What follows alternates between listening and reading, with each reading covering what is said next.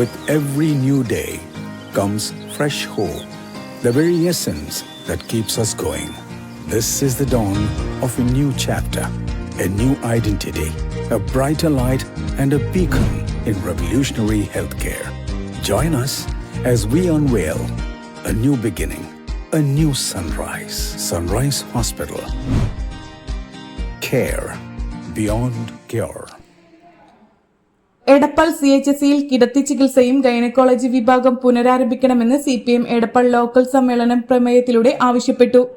Perumparamba friends ഓഡിറ്റോറിയത്തിൽ നടന്ന സമ്മേളനത്തിൽ മുതിർന്ന അംഗം വി രാമകൃഷ്ണൻ പതാക ഉയർത്തി. സി സന്ദീപ് രക്തസാക്ഷി പ്രമേയവും കെ ശ്രീജേഷ് അനുശോചന പ്രമേയവും അവതരിപ്പിച്ചു. പ്രതിനിധി സമ്മേളനം SFI അഖിലേന്ത്യാ പ്രസിഡന്റ് VP സാനു ഉദ്ഘാടനം ചെയ്തു. ഇ ബാലകൃഷ്ണൻ അധ്യക്ഷനായി. കെ വിജയൻ പ്രവർത്തന റിപ്പോർട്ട് അവതരിപ്പിച്ചു. Edappal area secretary T Sathyan, area committee അംഗങ്ങളായ C Ramakrishnan, advocate PP Mohandas, E Rajagopal, P Vijayan, advocate MP Faisal, K Prabhakaran എന്നിവർ സംസാരിച്ചു. P മുരളീധരൻ സ്വാഗതം പറഞ്ഞു. 12 അംഗ ലോക്കൽ കമ്മിറ്റിയെയും ലോക്കൽ സെക്രട്ടറിയായി കെ വിജയനെയും സമ്മേളനം തെരഞ്ഞെടുത്തു.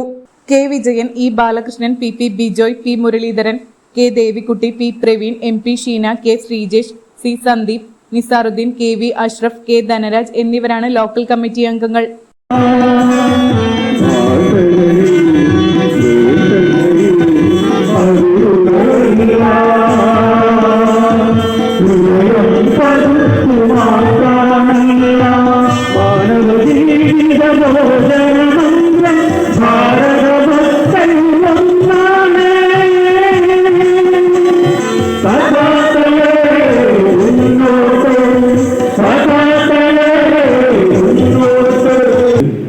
പാർട്ടിയെ അടുപ്പിക്കാൻ, രാജ്യത്തെ കൊണ്ടുപോകാൻ ആവശ്യമായിട്ടുള്ള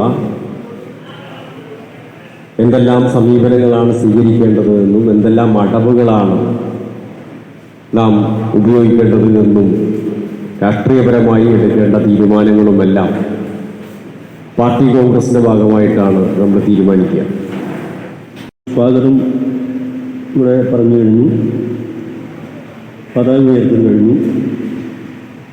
രക്തസാക്ഷി പ്രമേയം സന്ദീപ്, അനുശോചന പ്രമേയം ശ്രീജേഷ് ഉദ്ഘാടനം നമ്മുടെ സംസ്ഥാന കമ്മിറ്റി അംഗവും SFIയുടെ അഖിലേന്ത്യാ പ്രസിഡന്റുമായ സഖാവ് VP സാനു.